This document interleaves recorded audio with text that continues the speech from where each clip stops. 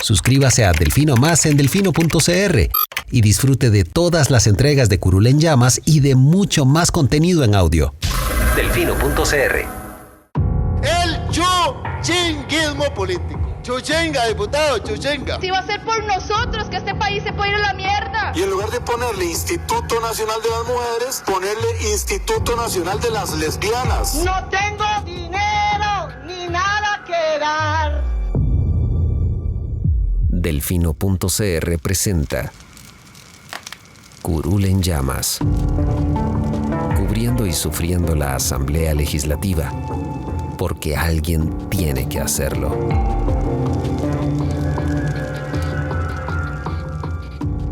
Hola queridos suscriptores de Delfino.cr, bienvenidos a un nuevo programa de Curul en Llamas, el podcast semanal donde les comentamos los temas más relevantes e irrelevantes de la Asamblea Legislativa.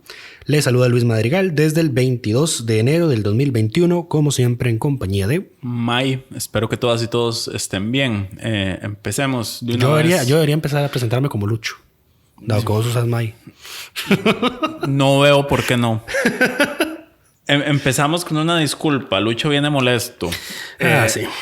Entonces, por favor. Es probable que nuestro querido productor Felipe necesite poner sonidos de censura en este episodio. Espero que no y que mantengamos todo decente, pero entiéndanlo. Fue una semana molesta en el Congreso. Vamos a hablar de las 4 cosas que molestaron a Lucho, que son una discusión por el tema de las sesiones virtuales de las comisiones, la interpelación a la ministra Giselle Cruz, la no aprobación de una moción de extensión del plazo. ¿Cómo se llama? ¿Cuál es el término correcto? El plazo cuatrienal. Extensión del plazo cuatrienal para que los delitos de corrupción no prescriban. Y una discusión que se desató el jueves entre Casa Presidencial y la Asamblea sobre en qué lugar se va a hacer la comparecencia del presidente Carlos Alvarado por el caso UPAT. Esos son los 4 primeros temas en los cuales Lucho tiene preparado un rant. Pueden avanzar si no quieren escucharlo cuando hablemos sobre los temas de los proyectos que se aprobaron esta semana, que incluyen la Agencia Nacional de Gobierno Digital y un presupuesto extraordinario y algunos otros varios proyectos. Pero empecemos, Lucho. Voy a darte el espacio para que ventiles. Yo estoy seguro de que la gente va a querer escuchar este rant porque estoy seguro que la gente está igual que harta que yo. Vamos a ver. Es gracioso cómo esta Asamblea Legislativa, desde que doña Pilar Cisneros les dijo, esta ha sido la mejor Asamblea Legislativa de la historia, va de pique. Los maldijo. Sí, o sea, se han empeñado cada bendito día de su gestión desde entonces a hacer las cosas mal, a hacer las cosas peor, a hacer el ridículo, a hacer toda clase de estupideces. Y esta semana ya creo que ya fueron las gotas que rebasaron el vaso de mi paciencia con esta gente, con estos 57. Porque estoy harto de los 57 en general. Que ya es suficiente. O sea, yo por algo dije en Twitter, mae, por favor ya lárguense para su casa. O sea, no sé, o sea, aquí es donde uno diría, mae, si tuviéramos este bendito sistema político donde el presidente disuelve el parlamento y convoca elecciones, creo que esta semana ya sería el indicativo, lo que llenaría el cartón de lo que un presidente vería que es necesario convocar elecciones parlamentarias. Man. Bueno, Lucho, pero ¿qué pasó? Porque la gente escucha esto justamente porque no ve las sesiones del plenario y no sabe qué fue lo que pasó. Pero bueno, vamos a ver. La primera estupidez que podemos mencionar, que no necesariamente fue la primera de la semana, fue un pleito que se desató en el plenario porque don Carlos Ricardo Benavides presentó una moción para aprobar una tercera prórroga a la autorización de las comisiones para sesionar virtualmente por motivo de la pandemia. La moción venía muy bien fundamentada, se señalaba, por ejemplo, la tasa de contagio que tiene el Cantón Central de San José, donde está la Asamblea, etc. Y entonces uno pensaría que no habría mayor controversia sobre esa moción, porque no es que se está obligando a las sesiones a sesionar, valga la redundancia, de forma virtual. Es una mera potestad, una mera autorización para que a las que les ronque el trasero hacerlo, lo hagan virtualmente. Pues no, esa moción no se aprobó porque no reunió los 38 votos necesarios, porque resulta y acontece que el PIN, el PUSC y algunos independientes se pusieron espesos porque don Carlos Ricardo no les consultó esa moción. Y entonces dijeron que esa moción no estaba consultada, que no había sido analizada en jefaturas de fracción, que había otras mociones pendientes de conocerse en el plenario por delante de ellas y que por eso ellos la habían votado en contra y que por eso no estaban de acuerdo en aprobarla. Entonces, aquí es donde, por ejemplo, yo resalto a don Carlos Ricardo Benavides porque se levanta a pie de la palabra y dice, pero, o sea, por favor, esto es una mera autorización a lo que ya hicimos 2 veces el año pasado. O sea, no entiendo por qué ahí debe haber mayor controversia con esto. Y las que se ponen a pelear con este asunto de la moción son Shirley Díaz y Patricia Villegas, jefas de fracción de el PUSC y el PIN respectivamente. El absurdo de la discusión, que gastó 20 minutos de la sesión de plenario del jueves, ya me acordé qué día fue. Antes de la interpelación. Antes de la interpelación de la ministra, sí. Primero gastaron 5 minutos votando la bendita moción para que quedara rechazada. Que eso es otra cosa que a mí me molesta ya de sobremanera, que es que don Eduardo Cruxan es sumamente lento en los procesos de votación. O sea, 5 minutos votando una moción es demasiado. O sea, no estamos en el Parlamento de Estados Unidos donde votan uno por uno. Por ejemplo, en el Senado, que los llaman por nombre y apellido y tienen que esperar a que los 100 voten. No estamos en el Senado de Estados Unidos. Tienen un dispositivo electrónico. Están todos en el plenario con las puertas cerradas. No pueden estar haciendo otra cosa que no sea votar. Entonces hay que ponerles un chuzo en la silla para que se espabilen. Entonces, 5 minutos votando la moción fallida. 15 minutos peleando porque no se le consultó a los diputados. 20 minutos perdidos ese día. Ya, solo ahí, ¿verdad? Y lo que me molesta además es esta bendita intención de estas diputadas de llevar al absurdo el tema de construir con consenso. O sea, uno necesita consenso cuando hay una disputa o cuando hay un tema polémico. No hay nada polémico en permitirle a una sesión de comisión que se haga virtual por motivos de salud pública. Por favor. Ahí está el primer tema. Ese es el primer tema. Ok, voy a hacer una pausa en el rant. Para que no se extienda únicamente en rant. Para preguntarte 2 cosas. Vos has cubierto, o bueno, por lo menos le has dado seguimiento a la Asamblea desde hace varios periodos. Del periodo Doña Laura. Esta es la primera vez, digamos, que yo estoy cubriendo tiempo completo, digámoslo así, una Asamblea Legislativa. O sea, antes uno estaba informado, pero no con este nivel de detalle. Mi lectura de la situación es que a como va pasando los años y se va acercando el periodo electoral, el desempeño de la Asamblea y el descaro de la Asamblea va cayendo. Sí, pero vamos a ver, lo que diferencia esta bendita Asamblea de las otras es que las otras asambleas se hacen recesos cuando ya están en periodo electoral, entonces no vemos estas estupideces. No vemos estos absurdos donde se ponen a pelear por una estúpida moción para sesionar virtualmente. Los maes aprueban vacaciones y se largan y nos dejan sin este circo. Por eso yo les dije, maes, o sea, por favor, váyanse para la casa. Apruébense unas vacaciones. ¿Quieren hacer campaña electoral? Apruébense las vacaciones.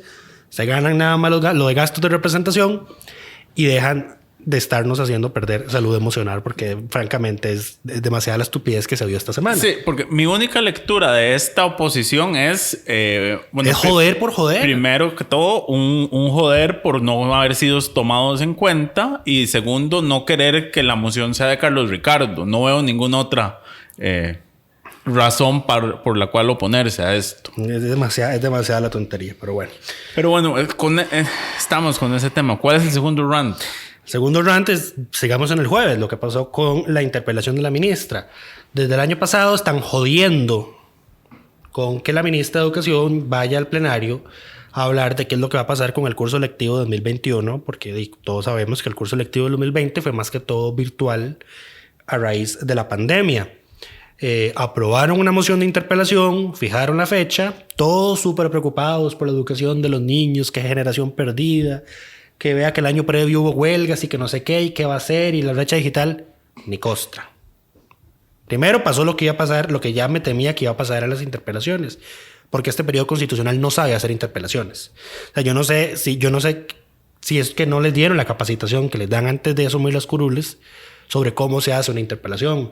Tal vez deberían revisarse cómo se hacen las audiencias de comisiones en el Senado, por ejemplo, o en el Congreso de Estados Unidos. Esas son verdaderas interpelaciones o verdaderas comparecencias. El principal problema para quienes están escuchando es que en una interpelación uno espera que los diputados, que son los que están interrogando, hagan preguntas a la persona que llega y que la persona las conteste. Es que además eso es lo que significa el término interpelación. Eso es una interpelación. Preguntar y dar espacio para las respuestas. Aquí lo que solemos tener en la interpelación es... un espacio de control político. Un espacio de control político con un ministro ahí pudiendo de vez en cuando defenderse. Sí. Pero no hay preguntas concretas. Fueron muy pocas. Creo que... Sí, es que vamos a ver. Solo Liberación Nacional alcanzó a hacer sus preguntas. La última fue doña Silvia Hernández, que fue precisamente quien impulsó la moción de interpelación. De hecho, no la dejaron terminar a ella. No, ella no pudo terminar. O sea, no, ella hizo su discurso, naturalmente, hizo la N cantidad de preguntas para que la ministra intentara responder las que pudieran el tiempo que tenía. Y cuando doña Giselle Cruz Maduro empezó a responder, don Eduardo dijo, no hay quórum, solo hay 24 diputados presentes, 24 de 57, en una interpelación que jodieron por meses para que se hiciera porque estaban muy preocupados por la educación de los niños de este país y solo había 24 en el salón de sesiones. Lo cual ya era evidente desde hace tiempo que no había quórum. Más bien, Eduardo aguantó mucho tiempo sin quórum esa sesión. Don Eduardo generalmente llama quórum porque algún diputado pide quórum. O sea, si no, él deja que la sesión continúe normalmente. O sea, y por el camino que iba, pueden quedar 10 ahí hasta que alguien reclame. Sí. Yo no me acuerdo, ahorita no me acuerdo muy bien si a doña Yanina Inerte, cuando era ministra de Trabajo, creo que le hicieron lo mismo. Estaba en una interpelación y... 3 veces hubo pausas en aquella ocasión. Sí. Creo que fue así, pero... Entonces, vamos a ver. Y eso que el cafetín está ahí nomás. Eso era en el anterior plenario, ¿verdad? Sí. En este no. En este se rompió una vez y se rompió definitivamente. Los 5 minutos no dan para reconstruir quórum. Don Eduardo dio los 5 minutos reglamentarios y cuando regresó doña Ana Lucía Delgado, la primera secretaria, pasó lista y solo había 37. Uno menos. Los ascensores son demasiado lentos. El edificio es demasiado alto. Pero vamos a ver. Los 5 minutos no se ajustan a la realidad. Pero vamos a ver, esta gente ya casi tiene 3 años en su bendito puesto. Esta gente ya sabe, o debería saber, que su única obligación de 3 de la tarde a 6 de la tarde, de lunes a jueves, ni siquiera es de lunes a viernes, es de lunes a jueves, es estar en el plenario. Correcto. Es su única obligación. La única. Ni siquiera llegar informados, ni siquiera poner atención. No, haga acto de presencia. Eso es todo. Por cierto, hablando de eso, esta semana hubo gente que se quejó porque 4 diputados o 5 diputados fueron, estuvieron en plenario en Matices. En el programa en una videollamada, en una videollamada en el programa de Randall que tuvo que ajustar, digamos, por una emergencia. Es que hasta eso, o sea, vamos a ver, el nuevo sistema te permite eso, que hagas una videollamada estando ahí sentado. Estando en tu curul, o sea, no se oye. Doña Silvia Hernández la ha visto también en otras veces, no estando con otros diputados, pero estando ella sola en Matices, haciendo una videollamada desde el plenario. No hay ningún problema, el plenario es lo suficientemente grande, hay micrófonos, que es una falta de respeto para la persona con la que está hablando, sí, pero por lo menos estás ahí contribuyendo con el bendito quórum. No estás rompiendo quórum. Esos 5 fueron Enrique Prendas, Pablo Heriberto y Luis Fernando Chacón. Sí, los jefes o subjefes de fracción. No, porque estaba Prendas. No, Prendas no, el otro, el del PUSC. Pablo Heriberto no es jefe de fracción. Es subjefe, ¿no? Sí, eso es muy interesante, pero ahorita voy a hablar de ese tema cuando hablemos del subcontralor. Sí, pero bueno, ahí está, vamos a ver. Esta gente tiene la única obligación de estar en el plenario. Solo había 24 cuando la ministra estaba respondiendo las preguntas de Liberación y luego quedaron 37 después de que pasaron los 5 minutos. Naturalmente la sesión no puede continuar y se levanta la sesión. Luego don Eduardo llama a los jefes de fracción y les pide reunirse para determinar si vuelven a llamar a la ministra otro día. Y la mayoría de estos tuvo la sinvergüenzada y el descaro de decirle a la ministra que volviera al día siguiente. No, y esto fue el miércoles, no fue el jueves. Fue el miércoles. Sí, fue el miércoles. Que volviera este jueves a continuar con la interpelación y la ministra no puedo porque tengo agenda llena. Y me parece bienísimo. Yo sé que ella no lo dijo con la intención de El mundo no gira alrededor de ustedes y yo tengo cosas más importantes que estar aquí escuchando rants, porque esos sí eran rants, eran diputados hablando 10 minutos para luego tirar 5 minutos de preguntas seguidas sin darle la oportunidad a la ministra de responder. Correcto. Porque eso es lo que han convertido las interpelaciones. Y ahora, además de hacerlas mal, le sumamos la falta absoluta de respeto de que rompan el quórum durante la interpelación de la ministra. Entonces, ¿para qué puta la llaman? No es la primera vez que rompen. Yo recuerdo. Sí, no es la primera vez, pero alguien más se lo hicieron. Pero ya es suficiente, o sea, por favor. O sea, y lo que más me molesta es que por meses han estado con el bendito discurso: ay, es que la educación de los niños no les importó un carajo, porque si no, ahí hubiesen estado.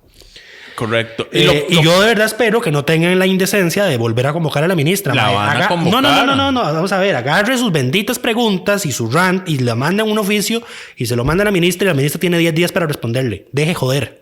Deje gastar tiempo. Lo peor de todo es la interpelación de esta ministra fue promovida por la diputada Silvia Hernández, que cuando preguntaste en Twitter que a quién nombrar como diputado de la semana, alguien dijo que a ella por el tema de que... de la declaratoria de emergencia educativa. Y yo, a ver, si bien entiendo la necesidad en la que está el sistema educativo, eso es imposible. Eso no es jurídicamente eso es injurídicamente y esto inviable. Y esto ya lo sabemos desde la administración de doña Laura, que era una que pasaba haciendo declaratorias de emergencia cada rato. A ver, en este país la declaración de emergencia tiene parámetros muy definidos de en qué y cuándo es que se puede aplicar y para qué es que funciona. Sí. Lo que Silvia estaba diciendo era que se declare emergencia educativa para que los entes encargados de aguas en los diferentes sectores del país se aseguren, puedan hacer las tramitaciones rápidas para colocar el agua en los centros educativos. Para eso ya hay declaratorias de emergencia vigentes de sequías de años previos. Y para eso hay una declaratoria de emergencia nacional. O sea, no hace falta... Y es que no existe. No existe ese concepto. Eso es una invención y sería un acto meramente simbólico y completamente ilegal. Es que sí, ese es el punto, exactamente. O sea, es un simbolismo más. Es un simbolismo, pero además es un simbolismo ilegal. O sea, y a esta gente que le encanta siempre quejarse cada vez que cualquier cosa parece que hace el Ejecutivo parece no calzar dentro de la normativa, brinca quién sabe qué y... Hay una comisión investigadora para ver qué fue lo que se hizo. Sí, pero ellos en plenario le proponen a una ministra: haga usted un decreto ilegal. Correcto. Una declaratoria ilegal sin pies sin cabeza. Entonces, a ver, yo respeto mucho a Silvia y probablemente... La emergencia educativa existe desde hace años. Eso es cierto, pero además, como tal, esto sería solo un simbolismo. Yo la respeto mucho y yo sinceramente espero que ella sea la próxima presidenta del Congreso. Okay. Y esto lo digo sinceramente por dos razones. Uno, porque me parece que ella es una muy buena diputada. Número dos, porque me parece que ese sí es un simbolismo importante, que en este periodo de 4 años de la Asamblea haya 2 mujeres y 2 hombres como presidentes de la Asamblea Legislativa. Y lo otro es porque en el resto de fracciones que no han estado al frente del Congreso no hay a dónde persinarse. Entonces yo sinceramente le doy todo mi apoyo a ella, pero en esta proposición que hizo no tiene absolutamente ningún sentido. Esta no es la Silvia Hernández que hemos visto desde el 2018. O sea, ella ha sido una diputada muy racional, muy apegada a la legalidad, muy apegada a los temas presupuestarios. Y entonces sí lo desconcierta a uno esta propuesta, porque no tiene pies ni cabeza no tiene pies ni cabeza jurídica. Pero bueno, ya hiciste vos tu ranta. Yo le dije que esto era lo que iba a pasar. Sabía. Pero bueno. Dejando de lado la chabacanería y el irrespeto hacia el tiempo de la ministra de Educación y la tomadura de pelo hacia nosotros como ciudadanía, que es rompiendo el quórum en una interpelación, pasamos al siguiente tema. Y es que la semana fue indignante. Pues yo te dije, ¿vos por qué crees que yo le dije, por favor, lárguense para su casa? Es que ya es demasiado. Esto fue el miércoles, no, el martes. Ya es demasiado. El martes había un proyecto que había presentado la fracción del Frente Amplio, que lo que proponía era que los delitos de corrupción sean imprescriptibles. Uh-huh. Sabemos que en este país la corrupción es muy poco perseguida. ¿Qué es la corrupción? Dijo Jorge Chavarría. Condenada. Entonces, eso lo que buscaba era que se ampliaran los plazos, bueno, se extendieran indefinidamente, para que los delitos de corrupción no se pueda salir a alguien por la vía de eso ya prescribió. Y el racional de la propuesta, si uno la lee, es que precisamente son los acusados quienes hacen todo tipo de maniobras y malabares para dilatar los procesos y que las causas prescriban. Ahora, uno puede tener toda una discusión de si es... Jurídica. Jurídicamente es posible porque la Asamblea lo puede declarar. Que sea constitucionalmente válido o convencionalmente válido es otro tema. Pero el tema es que aquí ni siquiera se analizó. Este proyecto estuvo en la agenda de la Comisión de Jurídicos por meses, no se movió, no se hicieron consultas, no se preparó dictamen. El problema es que no hubo nunca interés. Tampoco es que lo estudiaron. Y no hubo una oposición. Y aquí lo más indignante de todo este tema es que 31 diputados...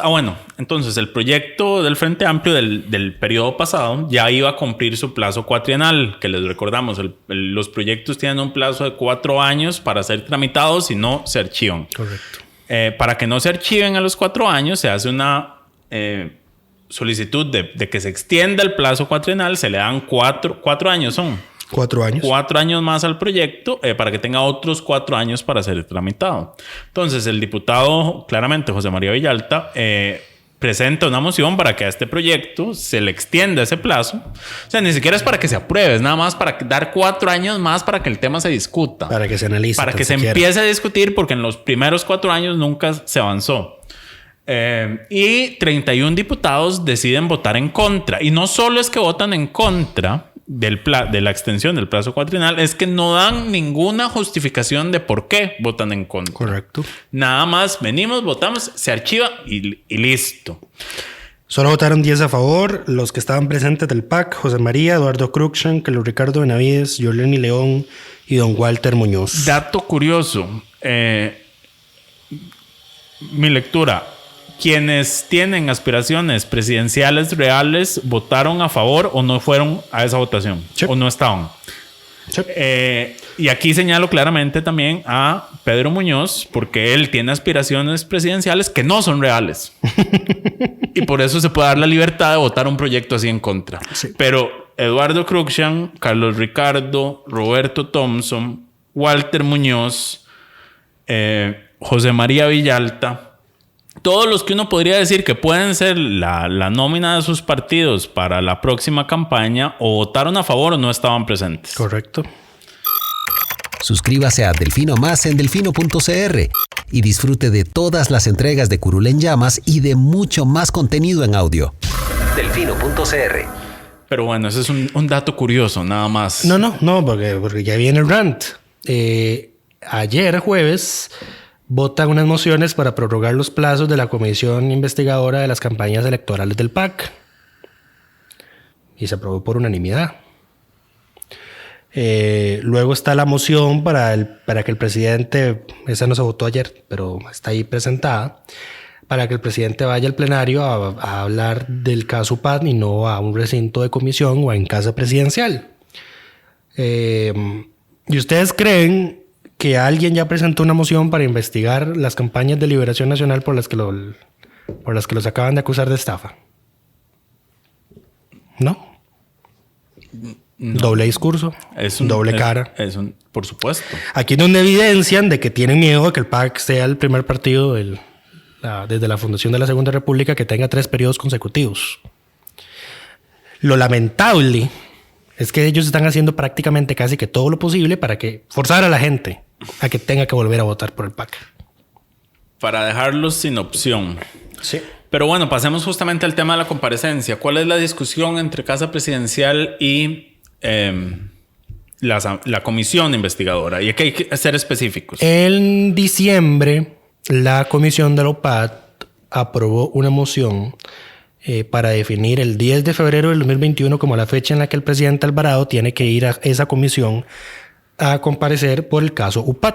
Él está convocado desde hace meses, pero no se había definido para la fecha. Creo que él es el último. Es el último. Sí, es el último de los que va a comparecer. En esa moción, la comisión aprobó pedirle al plenario que ese 10 de febrero se cancele todo el quehacer de la Asamblea plenario, comisiones, etcétera, y que se dedique exclusivamente a la audiencia del presidente y que se haga en el plenario. Porque naturalmente una audiencia del presidente va a llevar más diputados y va a dar más interés, etcétera. La moción ya está presentada, se iba a conocer ayer, no se conoció porque llegó una carta de la ministra de la Presidencia, doña Yanina Dinarte, pidiéndole a don Eduardo Cruxan. Bueno, en realidad no pidiéndole. Era una carta donde dice que ellos están en total disposición de que la audiencia se haga en casa presidencial por respeto a la investidura del presidente y para mantener la deferencia que se ha tenido con los presidentes que han tenido que ir a audiencias a la Asamblea. Entre ellos don José María Figueres y don Luis Guillermo Solís. Que según estaba leyendo, en el caso de José María no se fue a casa presidencial. Fueron a su casa. Fueron a la casa de habitación de Figueres a hacer la comisión ahí. Sí. Y todos recordamos que Luis Guillermo fue, la asamblea fue a casa presidencial y que ahí no resultó nada bien para ellos. Porque al final no fue culpa del recinto. Usted puede ese estar... es el tema de fondo. Ahí está el recinto. Sí, ese es un tema importante. Ese es el tema de fondo.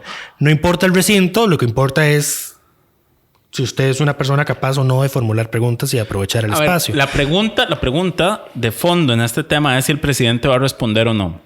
Porque cuando Luis Guillermo compareció por el caso del cementazo, no estaba judicializado. Uh-huh. No tenía esa salida, no tenía mayor opción. Ahora, políticamente hablando, el presidente va a tener que responder las preguntas. Correcto. Jurídicamente hablando, no está obligado a responderlas porque el proceso ya está judicializado. Probablemente sus abogados le están recomendando que no responda. Esa es la opinión técnica, digamos, jurídica. La opinión política, él tiene que responder. Entonces, aquí el tema de a dónde se hagan las preguntas es completamente irrelevante. Porque si el presidente los va a hacer ir a casa presidencial, abstenerse de responder... Eso va a ser, digamos, el acabose. Sí, vamos a ver, no es la mejor estrategia. ¿Por qué se discute entonces el tema del recinto? Primero porque el gobierno de Carlos Alvarado está pidiendo tener la misma diferencia que se ha tenido con los anteriores expresidentes. Ya Liberación dijo que aunque no ha analizado el tema en jefatura, en reunión de fracción, es muy probable que no lo vaya a aprobar, mientras que don Eduardo Cruxan dijo que sí debería analizarse, y los independientes neorrepublicanos naturalmente quieren que el presidente vaya al plenario para ser interpelado. Entonces es aquí donde viene el bendito pleito de por qué el lugar. Las comisiones, por regla de principio, no sesionan en el plenario, en este plenario nuevo, porque ya la asamblea tiene las condiciones suficientes para desarrollar sus sesiones de comisión en los recintos de comisión. Pero en el anterior edificio no pasaba eso. En los recintos de comisión no cabe todo el mundo tampoco. Sí, no hay una comisión para 57 diputados. Si es que los 57 quieren ir a una específica comisión. Las más grandes son las comisiones con potestad legislativa plena que tienen... 19 espacios. 19 espacios, correcto. ¿Sí? Esas son las más grandes. Ahora, entonces, en las comisiones tienen lugar las comparecencias. En el plenario tienen lugar las interpelaciones. ¿Cuál es la diferencia entre una y otra? A comparecencia, usted llama a cualquier ciudadano, público o privado. Al interpelación en el plenario, usted solo puede llamar a ministros de gobierno. Correcto. ¿Cuál es la discusión disque jurídica aquí?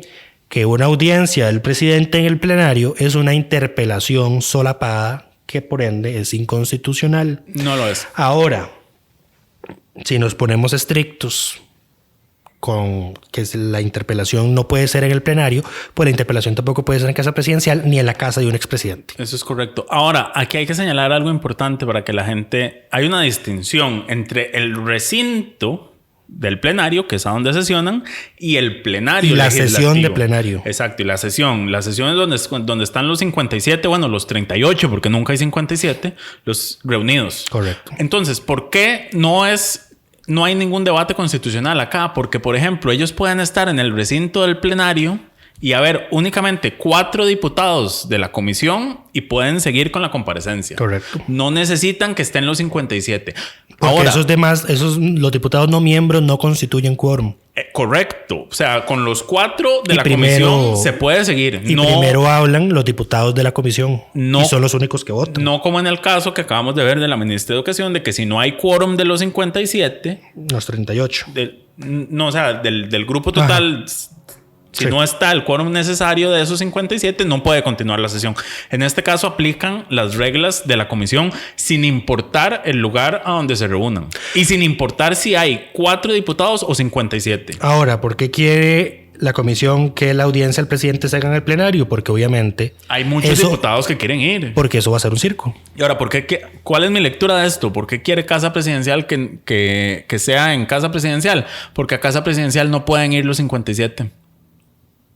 No, las medidas de seguridad no dan para que entren todos. Eso es. Sí, pero bueno, ahí está la bendita polémica. Recomendación para el que quiera tomarla. Déjense esta bendita discusión. Analicen la carta, voten la moción de la comisión a favor o en contra, pero esta es una discusión estéril. Por favor, enfóquense en tener una audiencia decente. Aquí. No otro circo, aunque yo lamentablemente tengo muy bajas expectativas, y por eso les reitero mi llamado a que por favor dejen de hacerle daño a este país, se vayan para su casa. Este país merece una asamblea legislativa mejor de la que estamos teniendo en este momento, y si la agenda de sesiones extraordinarias les resulta insuficiente o les resulta aburrida, pues recuerden que ustedes tienen la posibilidad de aprobarse sus propias vacaciones aunque los hayan convocado a sesiones extraordinarias. Pero dejemos la payasada, trabajen o váyanse para la casa. Sí, aquí los diputados deben estar primero preparando buenas preguntas. Digo, ¿qué? No. Lo que deberían estar haciendo es los diputados enfocándose en qué van a preguntar, en qué quieren saber del presidente, y el presidente tiene que estar preocupado en qué va a responder. Porque esto es clave. O sea, si el presidente llega y no responde, eso sí va a ser un show político. No, pero también va a ser, vamos a ver, si no responde, también es un tema de cómo él va a decir que por qué no va a responder. ¿Quién judicializó el tema de Lupat? ¿Los diputados? No, la fiscalía. No, fue los diputados. Franji, Nicolás y toda esta gente fueron los que... La fiscalía metió la denuncia antes de que existiera la comisión. Pero Sí.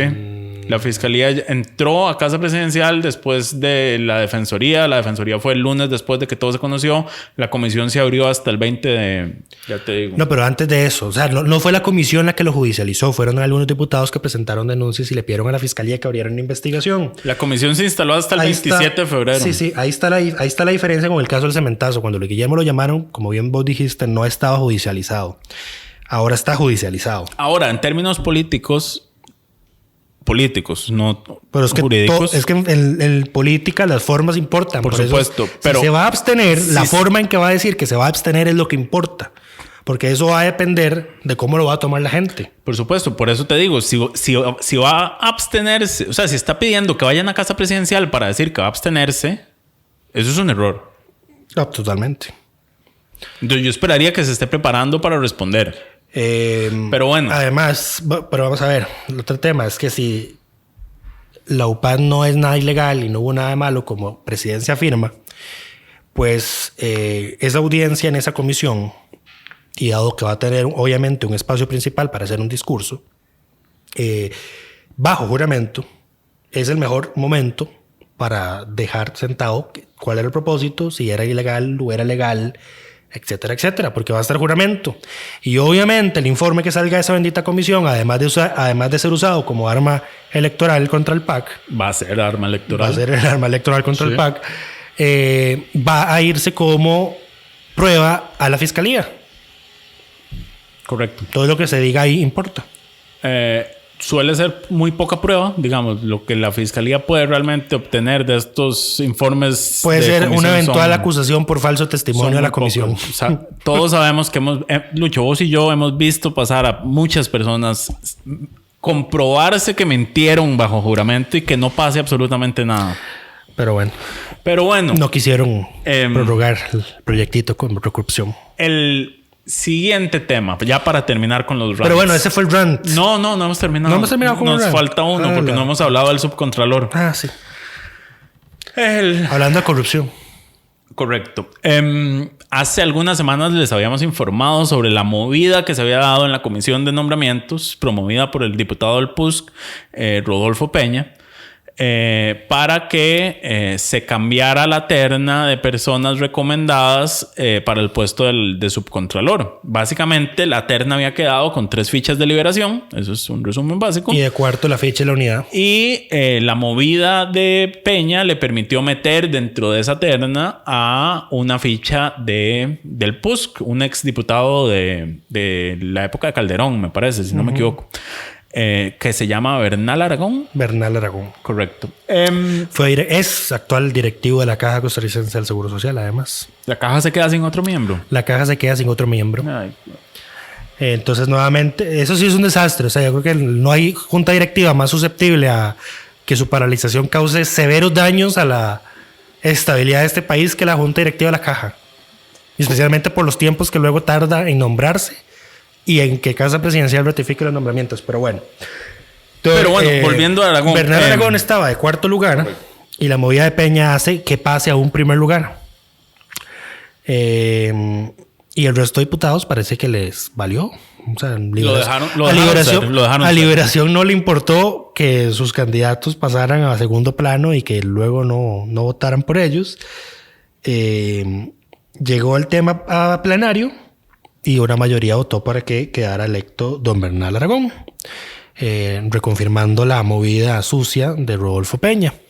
Y acá es donde nuevamente traemos a colación la pregunta: ¿qué putas le deben el resto de partidos de oposición al PUSC que todos los nombramientos que propone Rodolfo Peña, que impulsa Rodolfo Peña, le salen exitosos?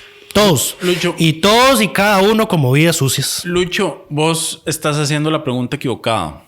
La pregunta no es qué le deben, la pregunta es qué les prometió. Pero ¿qué va a prometer patas vueltas? Bueno, en puestos en Corte Suprema, en puestos de este nivel, las promesas, no de lo que se debe, sino de lo que puede hacer la persona que está ahí sentada, pueden ser para una persona corrupta sumamente atractivas. Que le salga... Ojalá a esas personas le salgan como Amy Coney Barrett, la jueza suprema que nombró Trump, que le metió una patada en el culo. Exacto, pero bueno. No, pero o sea, no, porque vamos a ver. No es que le deben, es que prometió. Esa es la pregunta clave, Lucho. Esa sería interesante. Lo que yo iba a mencionar cuando hablábamos de Pablo Heriberto como subjefe de fracción es que Rodolfo Peña es el jefe de fracción, pero solo manda comunicados y no hace apariciones públicas usualmente. La jefa no es... No, Rodolfo es el jefe. Rodolfo es el jefe de fracción. Y Shirley es la subjefa. Shirley es la subjefa, eso es correcto. Esa es la precisión. Pero Rodolfo no aparece usualmente. No atiende entrevistas, manda comunicados, pero su participación pública es reducida. Sale La Nación y salimos nosotros con las notas de prensa señalando: este diputado hizo esto. Y él no da comentarios. Y no da comentarios, le vale. En ese momento no era... A él le vale. Sí. Le vale totalmente. Bueno. Es impresionante. O sea, es que aquí es donde uno le explota la cabeza. Y luego que por qué la gente se molesta con la clase política y luego no quiere participar en procesos electorales y la gente está asqueada de ver que salen estas cosas y que el resto de 56 diputados le dan la pelota. Dejan que hagan y deshagan a su gusto. Es impresionante, francamente. Decepcionante. Este país merece mejor, merece más, pero bueno. Pero lo merecemos. ¿Qué le vamos a hacer? Pero lo merecemos. Pero totalmente. O sea, lo merecemos. ¿Qué estamos pagando para tener esta clase política? Estos 57... Pero es que... Cada uno con sus pros y sus contras, algunos solo contras. ¿Qué es lo que estamos pagando que los tenemos ahí sentados? Bien lo decía Diego el día de ayer. Si tenemos gente... Yo no creo en el dicho de que cada país tiene el gobierno que se merece. Yo no creo en eso. Si tenemos gente dentro de la caja dispuesta a mentir con tal de vacunarse antes... Gente no expuesta a riesgo con tal de vacunarse antes hasta que médicos. Funcionarios pensionados de la caja diciendo que estaban trabajando. O sea, si tenemos esa gente, esos niveles, tenemos el gobierno que merecemos. Qué desastre. Pero bueno, ahí... Lamentamos el tono negativo de este programa, pero bueno, es que esto fue lo que dio la asamblea esta semana. Hay una nota positiva en medio de todo esto. Y estoy seguro que va a haber más en las próximas semanas, lamentablemente. O sea, Creo que voy a relevarte yo a Asamblea Legislativa por lo menos una semana y verme yo corte para ver si se me baja esta chicha que tengo desde hace 2 semanas. Ya esta semana ya fue el mía acabó, de verdad. Yo ya estoy harto. Qué fe la tuya de que ver la corte te va a dar algún tipo de esperanza. Estoy harto yo ya. Pero bueno, hay por lo menos una noticia positiva dentro de todo esto, y es que la Asamblea Legislativa aprobó un proyecto que a la gente no le gusta. Porque es más burocracia. Es más burocracia, o se ve como más burocracia, o se ve como la creación de una otra institución en medio de un estado ya sumamente... Yo no tengo esperanzas. Yo no tengo esperanza. Ya lo digo. Pero bueno, se aprobó la creación de la Agencia Nacional de Gobierno Digital. ¿Qué tanto puede hacer la agencia? A ver, tiene suficientes competencias como para poder mover, si tiene 14. La intención, para que el gobierno avance hacia una renovación digital y un verdadero relación Estado-ciudadano digitalizada. Pero es que eso no se soluciona con una agencia. ¿Qué ocupas para digitalizar los servicios actuales que tenés? Las plataformas que tenés actualmente. ¿Plata? No ¿Plata? solo... ¿Necesitas plata? No solo ocupas plata, necesitas el control para que no cada institución se cree su propio sistemita con su propia contratación administrativa que no se comunica con los demás sistemas. Esa es la principal ventaja que yo le veo a esto, la capacidad de organizar e interconectar las diferentes funciones del Sí, pero eso no va a ser posible con los sistemas actuales. A pesar de toda tu negatividad sobre este proyecto, hay un punto clave que está incluido en el artículo 2 y es que dice expresamente que la ley reconoce el derecho de los ciudadanos a relacionarse con la administración pública por medios digitales. Entiéndase, una vez entre a regir esta ley, usted perfectamente puede exigir que sus trámites hacia una institución se puedan presentar digitalmente. Y ya hay un respaldo legal ahí, digamos que yo tengo derecho a que usted tramite conmigo digitalmente. Ahora, aquí viene un pero. Generalmente cuando se dan esto o cuando las instituciones que, por ejemplo, admiten gestiones virtuales, puedo mencionar, por ejemplo, la Corte Suprema de Justicia, que uno puede presentar casos digitalmente. Esto no está por la libre. O sea, no es que usted presente un documento en un papel higiénico con su firma y ya es válido. Usted probablemente va a tener que hacer el trámite para sacar su firma digital o va a tener que firmar y escanear el documento donde está su firma. Todo ese tipo de cosas. Eso lo puede reglamentar cada institución. Y ahí es donde está el pero. Si la agencia va a dar los suficientes lineamientos de qué tanto pueden jugar las instituciones con requisitos para presentar un trámite virtual. Es que no debería haber mayor requisito que la firma digital. Pero lo hacen. No. Y otra cosa es que la firma digital es un poquito onerosa y no es permanente. Hay que renovar el certificado cada cierta cantidad de años.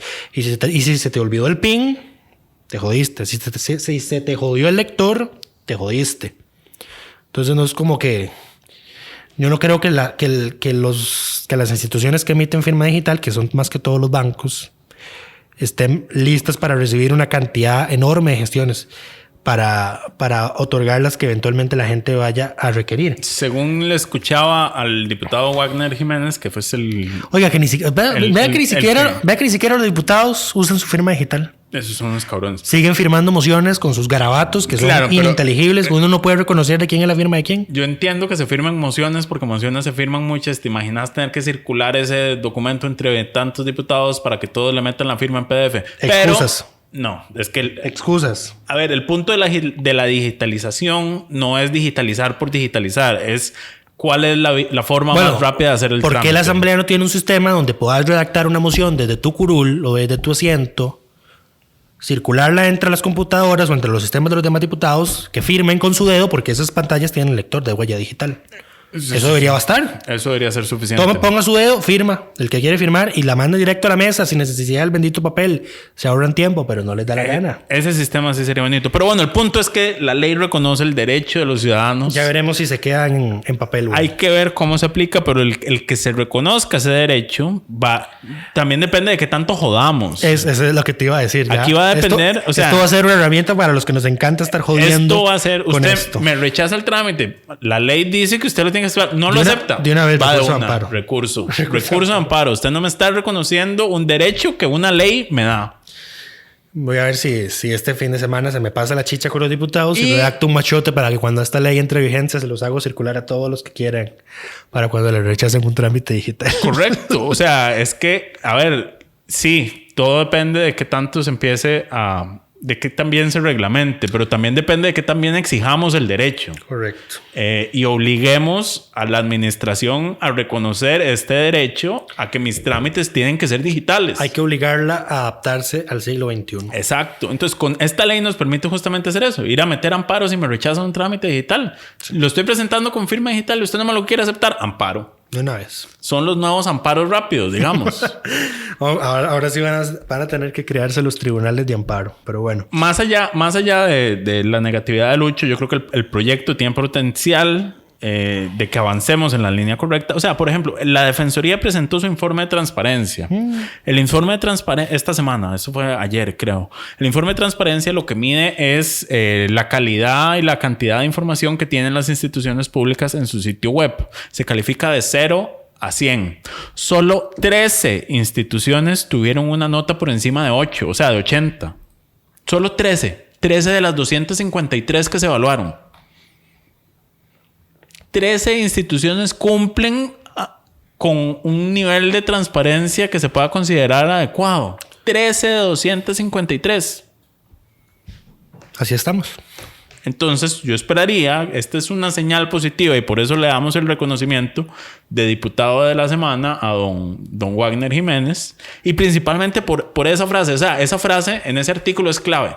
El que se reconozca como derecho ya le da armas a la ciudadanía para poder ponerse el peso a la administración cuando le rechace un trámite digital. Prontamente solicitudes por WhatsApp. Pero bueno, para muy brevemente finalizar. Muy brevemente, un repaso de lo que se aprobó esta semana. Además de ese proyecto de agencia digital aprobado en segundo debate, se aprobó el primer presupuesto extraordinario de este año, que tiene los 40.500 millones para comprar las dosis de vacuna para quienes estamos en el grupo de mayores de 18 años sin factores de riesgo, hasta donde uno sabe, y no forma parte de los 5 grupos de vacunación prioritarios. Ya está aprobado en segundo debate, falta que se firme y que el gobierno lo ejecute. ¿Y cuál fue el otro? Por aquí lo tengo. Se aprobó en primer debate un proyecto que que declara el Día Nacional contra el Grooming. Y voy a aprovechar para especificar qué es grooming, porque ya alguien anda muy molesto en Twitter de que se estén usando anglicismos en leyes costarricenses. El grooming no es la práctica esta de poner bonita a su mascota, como puede eventualmente aparecerle en Google. El grooming es una práctica de acoso y abuso sexual en contra de niños y jóvenes que en la mayoría de los casos sucede en las redes sociales. Es un día además reconocido internacionalmente. En realidad el grooming es ambas cosas. Pero en este contexto lo que significa es lo que está diciendo Lucho. Correcto. Entonces ahí está aprobado ya en primer debate. Es un proyecto de doña Floria Segreda. Y hay otros proyectos ahí aprobados, pero son irrelevantes por el momento. Entonces no los vamos a mencionar. Muchísimas gracias por acompañarnos esta semana. Disculpas nuevamente por el tono de este programa, pero ya había que ponerle un estate quieto a los diputados. Alguien tenía que decírselos. Si no es como que nos van a hacer caso. Esto no va a mejorar. Pero necesitaba expresarlo. Sí, el que lo necesitaba eras vos, nada más. Necesitaba expresarlo. Pero bueno, totalmente. Porque si no, iba a ser un rant de 800 tweets en mi cuenta de Twitter. Esperamos que todas y todos estén bien y nos escuchamos la próxima semana.